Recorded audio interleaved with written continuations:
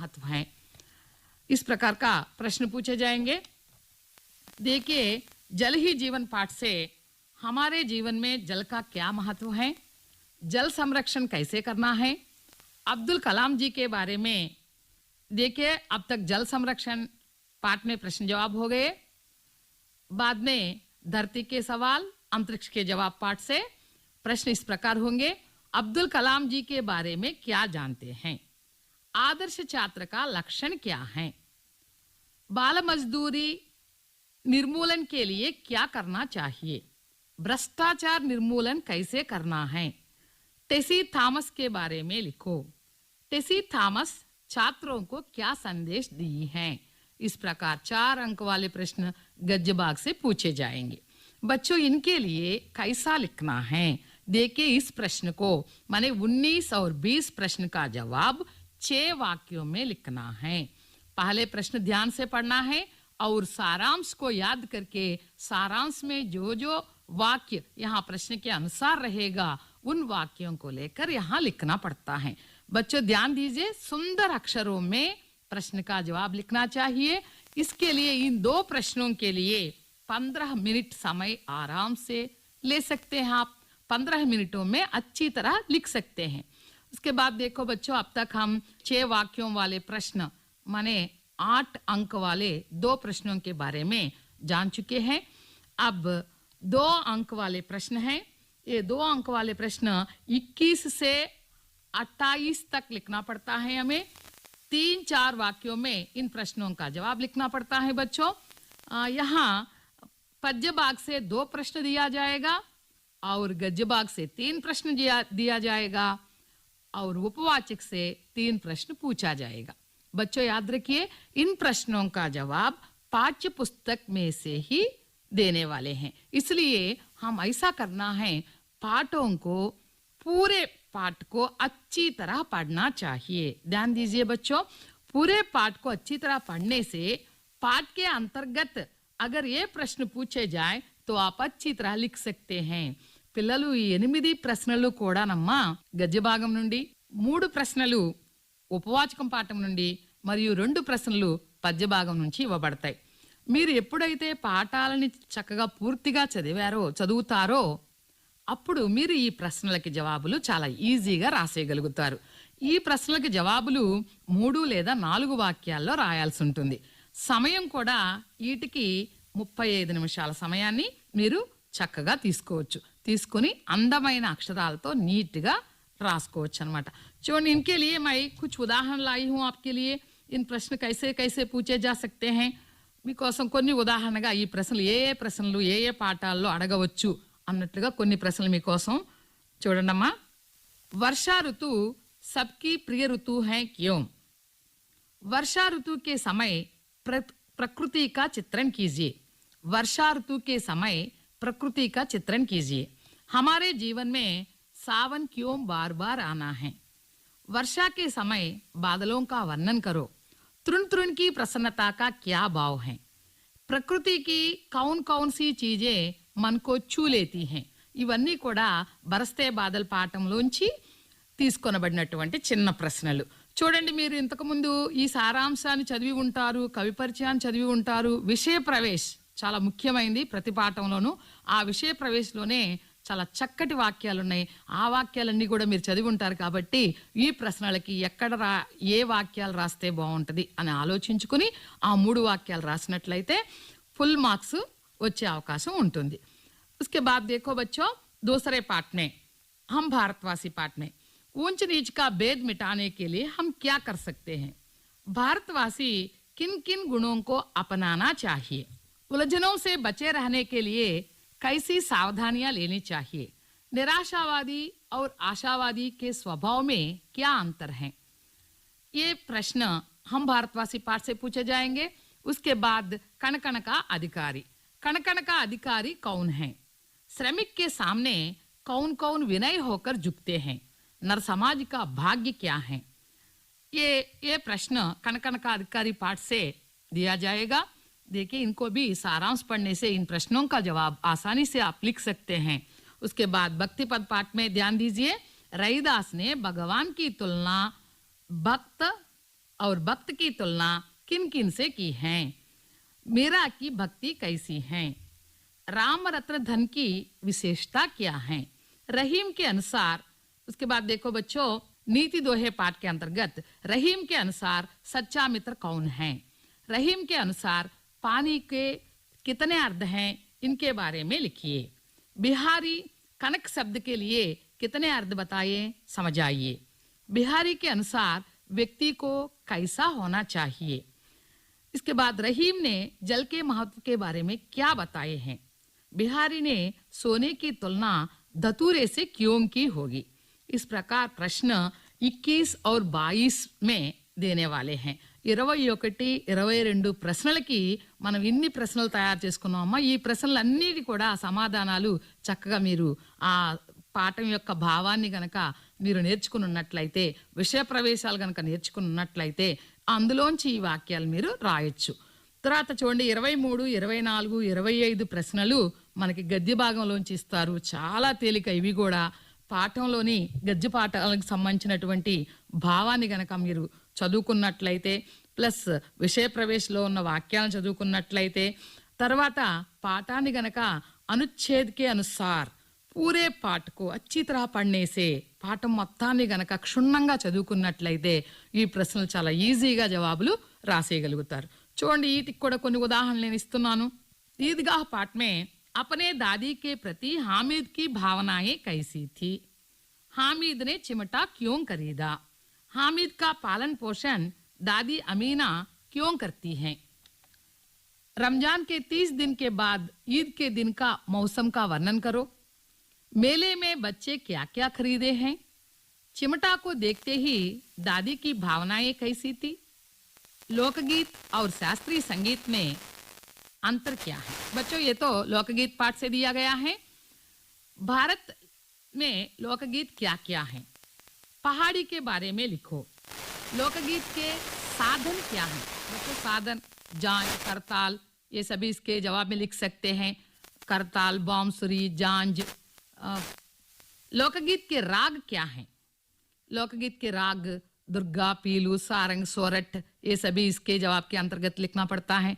आल्हा के बारे में लिखो. आल्हा, उदल, ये लोकगीत हैं. इस लोकगीत के बारे में 2-3 वाक्य लिखना पड़ता है. इस प्रकार लोकगीत पाठ में पूछा जाएगा. उसके बाद लोकगीत पाठ में और प्रश्न है, विदेशिया के बारे में लिखो. आदिवासियों के लोकगीतों का वर्णन करो. लोकगीत किसके प्रतीक हैं. बारहमासा के बारे में लिखो. लोकगीत किन किन संदर्भों में गाए जाते हैं. स्त्रियों के लोकगीत के बारे में लिखो. जैसे जैसे शहर फैल रहे हैं और गांव सिकुड़ रहे हैं, लोकगीतों पर उनका क्या प्रभाव पड़ रहा है. देखिए बच्चों, अब तक लोकगीत पाठ में कैसे प्रश्न पूछे जाएंगे, लघु उत्तरात्मक प्रश्न, इसके बारे में मैं बताई हूँ. లోకగీత పాఠంలో అమ్మ లోకగీత్ ఎన్ని రకాలు, అవి ఏమిటి, లోకగీత్ ఏ ఏ రాగాల్లో పాడతారు, లోకగీత్ పాడేటప్పుడు ఎటువంటి సాధనాలను ఉపయోగిస్తారు, లోకగీతాల్ని ఏ ఏ సందర్భాల్లో పాడతారు, తర్వాత లోకగీతాల్లో ఉన్న రకాల గురించి కూడా 2 మార్కుల ప్రశ్నలు అడిగే అవకాశం ఉంది. అందులో విదేశీయ, పహాడీ, ఆదివాసియోं का సంగీత్, ఆల్హా, బారహమాసా, వీటి గురించి కూడా 2 మార్కులకు అడిగే అవకాశం ఉంది. తర్వాత लोकगीतों में ऐसा प्रश्न पूछा जाएगा, भारतीय स्त्रियों का लोकगीत में क्या स्थान है. देखिए, इसके लिए जवाब, भारत देश में स्त्रियों के लिए अलग गीत हैं. स्त्रियों का लोकगीत अलग हैं. यही भारत देश की विशेषता है लोकगीतों की. अन्य देशों में स्त्रियों के लिए अलग गीत नहीं हैं. ऐसा लिख सकते हैं. उसके बाद देखो बच्चे, लोकगीत पाठ में अच्छी तरह लिखने के बाद देखिए गरबा. गरबा के बारे में 2-3 वाक्य. गरबा गुजरात का प्रसिद्ध लोकगीत है. ये लोकगीत समूहों में गाए जाते हैं. इनके रचनाकार स्त्रियां हैं. स्त्रियां और लड़कियां बाजों की सहायता से ये गीत गाते हैं. इस प्रकार इस प्रश्न का जवाब लिख सकते हैं. उसके बाद लोकगीतों किसके प्रतीक हैं. इस प्रकार अनेक प्रश्न पाठ के अंतर्गत दिया जाएगा. इसलिए आप ऐसा करना है, लोकगीत पाठ को अच्छी तरह पढ़ना है. एक एक वाक्य अच्छी तरह पढ़ने से इस प्रश्न का जवाब आराम से लिख सकते हैं. उसके बाद बच्चों, अ, हिंदी, अंतर्राष्ट्रीय स्तर पर हिंदी। इस पाठ में भी 2 अंक वाले प्रश्न हैं। हिंदी विश्व भाषा कैसे बन गई है? आपको मालूम है 10 जनवरी को विश्व हिंदी दिवस मनाते हैं। यह क्यों मनाते हैं? क्यों विश्व भाषा बन गई है? क्योंकि अनेक देशों में हिंदी बोल रहे हैं, हिंदी का उपयोग कर रहे हैं, इसलिए हिंदी विश्व भाषा बन गई है। इस प्रकार आप लिख सकते हैं 2, 3, 4 वाक्य। भारत में अनेकता में एकता का प्रतीक हिंदी है कैसे? अनेकता में एकता का प्रतीक हिंदी है, यह आप कैसे बता सकते हैं? ये भी 4-5 वाक्यों में लिखना पड़ता है, या 3-4 वाक्यों में इस प्रश्न का जवाब लिखना पड़ता है। किन किन देशों में हिंदी का उपयोग कर रहे हैं? बच्चों, यह तो बहुत ही महत्वपूर्ण प्रश्न है। ये देशाల్లో हिंदी ఉపయోగిస్తున్నారు, देशों का नाम लिखना पड़ता है। यहाँ 14 सितंबर को हिंदी दिवस क्यों मनाते हैं? यह भी महत्वपूर्ण प्रश्न है। हिंदी की उपयोगिता किन किन क्षेत्रों में बढ़ रही है? विश्व हिंदी दिवस कब और क्यों मनाते हैं? ये प्रश्न अंतर्राष्ट्रीय स्तर पर हिंदी पाठ से आने वाले हैं। उसके बाद पाठ है स्वराज की नींव। इसमें भी 2 अंक वाले प्रश्न पूछे जाएंगे। स्वराज की नींव एकांकी में कौन कौन है? आपको मालूम है जूही, मुंदरा, राव साहब, तांतिया, झांसी लक्ष्मीबाई, ये सभी इनके नाम लिखना पड़ता है। वहां रानी लक्ष्मीबाई ने क्या प्रतिज्ञा की? बाबा गंगादास ने क्या कहा?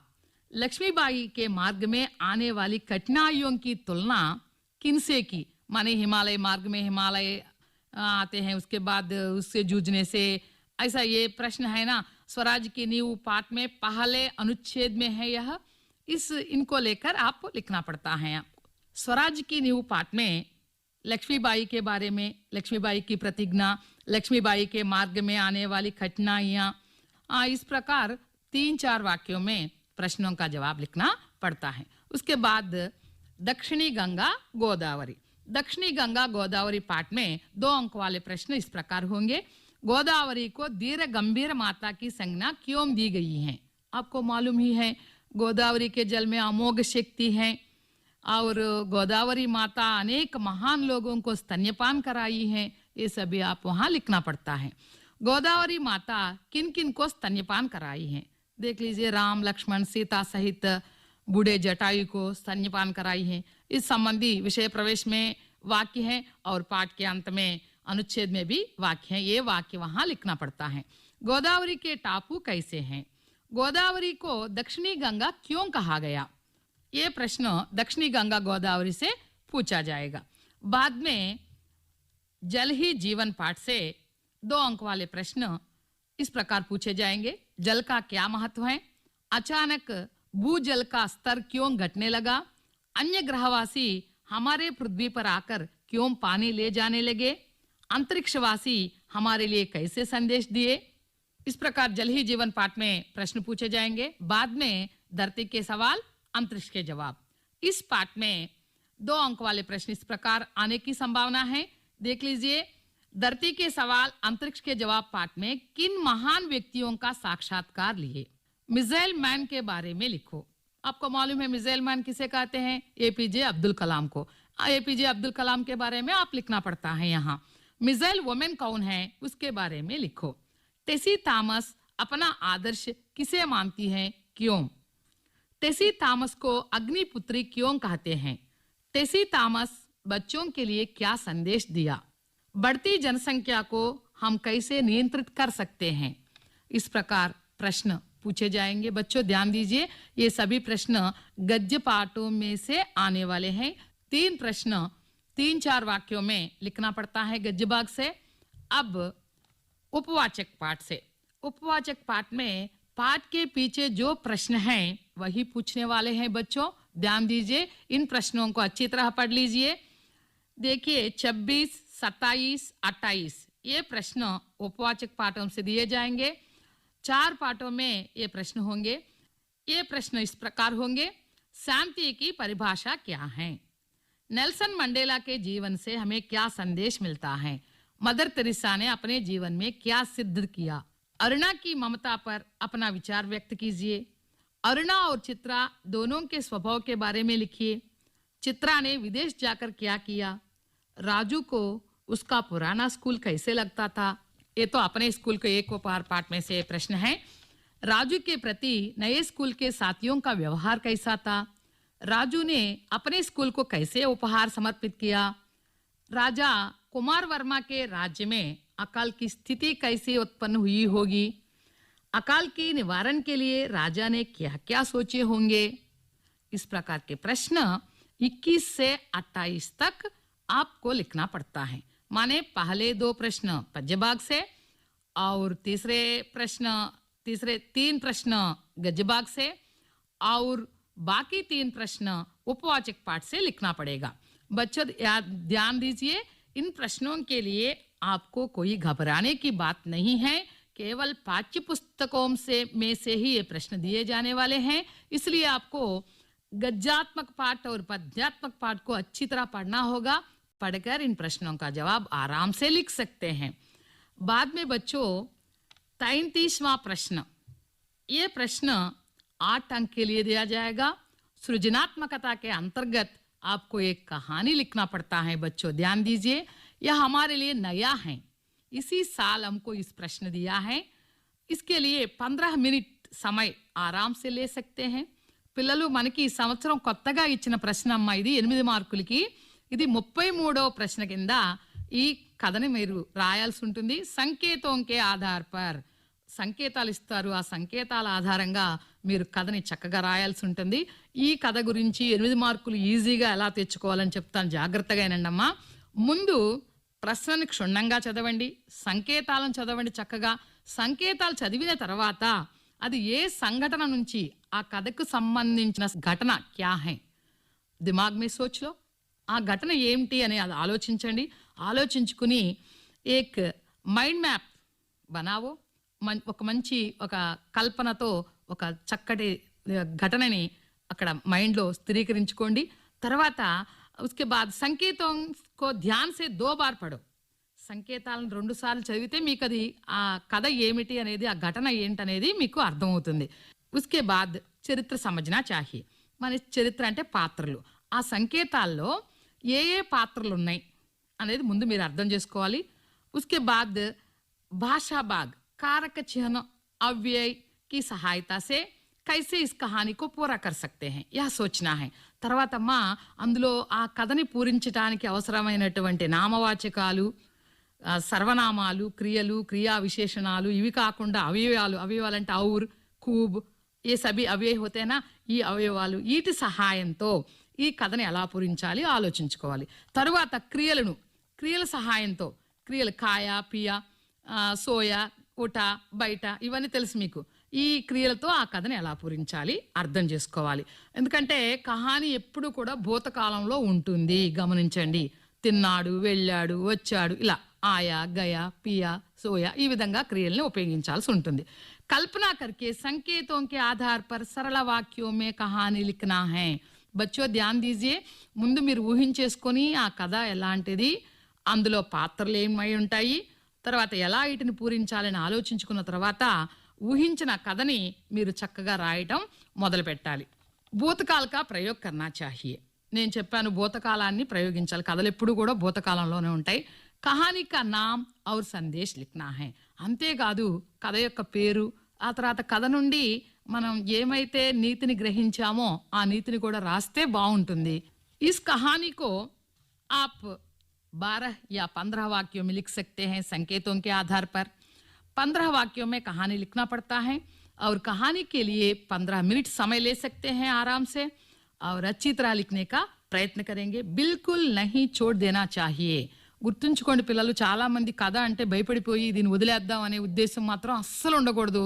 మీరు ఈ కథలోనే 8 మార్కులు ఈజీగా తెచ్చుకోవచ్చు. కథని చక్కగా ఇచ్చిన సంకేతాల ఆధారంగా కథను రాసుకుంటూ వెళ్ళండి, మీకు చాలా ఈజీగా మార్కులు తెచ్చుకునే అవకాశం ఉంటుంది. మరి ఏ ఏ కథలు ఇవ్వడానికి ఆస్కారం ఉంది అంటే, మనం చిన్నప్పటి నుంచి చదివిన కథలు, ఇందులో మీకు తెలిసిన కథలనే ఇందులో మీకు ఇస్తారు. కంగారు పడాల్సిన పని లేదు. మీ సృజనాత్మకతను ఉపయోగించి ఈ కథను రాయాల్సి ఉంటుంది. ఇందులో కొన్ని కథలు మీకోసం ఆ పేర్లు చెప్తాను, ఆ కథలు కూడా కొంచెం ఆ సంఘటన వివరిస్తాను. దాన్ని గుర్తుపెట్టుకుని ఆ కథలు కనుక వచ్చినట్టయితే మీరు చక్కగా రాయండి అమ్మ.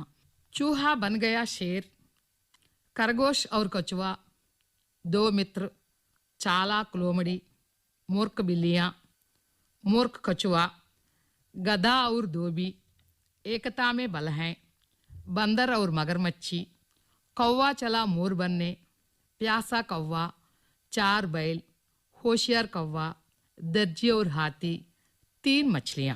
చూడండి పిల్లలు, ఇవి కొన్ని మీకోసం మరి ఇచ్చినటువంటి కథలు ఇవి మీరు చిన్నప్పటి నుంచి చదువుకున్న కథలే. ఈ కథల్లో పాత్రలేంటో చూసుకున్నారు అంటే ఇచ్చిన సంకేతాలు వాళ్ళే ఇస్తారు. కథను అర్థం చేసుకొని ఆ కథను మీరు రాయాల్సి ఉంటుంది. 8 మార్కులు ఈజీగా ఇందులోంచి తెచ్చుకోవచ్చు అనమాట. ఈ కథల్ని ఒక్కసారి ఈ కథల పేర్లను బట్టి మీరు ఆ కథలు కూడా ఒకసారి గుర్తు తెచ్చుకొని ఆ కథలను ఎలా రాయాలో ఇంటి దగ్గర వాటిని అభ్యాసం చేస్తూ ఉండండి. చేస్తుంటే మీరు ఆ 8 మార్కులు ఈజీగా తెచ్చుకోగలుగుతారు. అయితే అమ్మ, ఇప్పటి వరకు మనం 19వ ప్రశ్న నుంచి 28వ ప్రశ్న వరకు ఎలా రాసుకోవాలి, పద్యం, గద్యం, ఉపవాచకం, ఈ 3 భాగాల్లోనూ ఎలా 2 మార్కుల ప్రశ్నలు రాయాలి, ఎలా 6 వాక్యాల్లో 4 మార్కుల ప్రశ్నలు రాయాలి అనే విషయం గురించి తెలుసుకున్నాం. ఇవన్నీ కూడా కంగారు పడకుండా మీరు ఏమైతే మీ ఉపాధ్యాయులు చెప్పి ఉన్నారో ఆ నోట్సుల్లోనూ తర్వాత పాఠ్యపుస్తకాల్లోనూ ఆ వాక్యాలను తీసుకొని చాలా చక్కగా ఆ ప్రశ్నలకు జవాబులు రాయొచ్చు. ఏమీ కంగారు పడాల్సిన పని లేదు. తరువాత 33వ ప్రశ్న వచ్చి अभिव्यक्ति सृजनात्मकता के अंतर्गत दिया जाएगा. आपकी सृजनात्मकता का मूल्यांकन किया जाएगा यहाँ. కాబట్టి మీ సృజనాత్మకత ఎలా ఉంది అని తెలుసుకోవడానికి ఈ ప్రశ్న ఇస్తారు. కాబట్టి మీరు చాలా చక్కగా ఈ 8 మార్కులకి ఇచ్చినటువంటి కథని చిన్నప్పటి నుంచి చదివిన కథలుని గుర్తు తెచ్చుకుంటూ అందులో పాత్రలు, అందులో ఏ వాతావరణంలో ఇచ్చారు, మరి ఎలా ఉన్నాయి, ఇది అంతా కూడా భూతకాలంలో రాయాల్సి ఉంటుంది. ఇదంతా గుర్తు తెచ్చుకొని చక్కగా ఒక మైండ్ మ్యాప్ వేసుకుని కథని రాసి 8కి 8 మార్కులు తెచ్చుకునేట్టుగా ప్రయత్నం చేయాలి. అయితే 33వ ప్రశ్న కూడా అయిపోయింది. మరి ఈ కాలాంశంలో చర్చించుకున్నట్లుగా మీరు మరి చాలా చక్కగా మరి రాయాల్సి ఉంటుంది. గుర్తుపెట్టుకోండి, సమయాభావం ఎక్కువగా ఉంటుంది. ఎక్కువ మంది పిల్లలు కంప్లైంట్ చేసేది ఏంటంటే హిందీ సబ్జెక్ట్కి సమయం సరిపోవట్లేదని. మనకి 3 గంటల టైం ఇవ్వటం జరిగిందమ్మా. ఒక్కొక్క దానికి ఆ 2 మార్కుల ప్రశ్నలకేమో 35 నిమిషాలు తీసుకోవచ్చు. అలాగే 8 మార్కులు కథ రాయడానికి మీరు 15 నిమిషాలు సమయాన్ని ఉపయోగించుకోవచ్చు. అలాగే భాషాకి బాత్ గురించి చర్చించుకున్నాం గత కాలాంశంలో. ఆ కాలాంశంలో భాషాకి బాత్, ఆ ప్రశ్నల అర్ధగ్రాహిత ప్రతిక్రియ, వాటికి కూడా ఒక్కొక్కటి 5-5 నిమిషాల చొప్పున మరి టైం తీసుకోవచ్చు. కాబట్టి ఈ కాలాంశంలో మరి మనం తెలుసుకున్న అంశాలని ఇంకా వివరంగా చక్కగా ఇంటి దగ్గర కూర్చుని బయటికి వెళ్లకుండా ఇంటి దగ్గరే కూర్చుని గద్య పాఠాల్లోనూ పద్య పాఠాల్లోనూ ఉపవాచకాల్లోనూ చాలా చక్కగా పాఠాల లోపల చదువుతారని, చాలా బాగా రాస్తారని ఆశిస్తున్నాను. తర్వాత కాలాంశంలో మనం నిబంధాత్మక ప్రశ్నों के बारे में जान लेंगे. तब तक धन्यवाद. మీరింతవరకు హిందీ ప్రశ్నాపత్రంలో లఘు ప్రశ్నలు మరియు సృజనాత్మక ప్రశ్నల గురించి శ్రీమతి గోపరాజు ఉషారాణి గారి విశ్లేషణ విన్నారు. ఈ కార్యక్రమ ప్రాయోజకులు సమగ్ర శిక్ష పాఠశాల విద్యాశాఖ, ఆంధ్రప్రదేశ్ ప్రభుత్వం. రేపటి విద్యాకల్సం కార్యక్రమంలో హిందీ పేపర్ సృజనాత్మకత మరియు అభివ్యక్తి సంబంధించిన వ్యాసరూప ప్రశ్నల గురించి శ్రీమతి గోపరాజు ఉషారాణి గారి విశ్లేషణ ప్రసారమవుతుంది. ఈ కార్యక్రమం రేపు ఉదయం 11:05 ప్రసారమవుతుంది.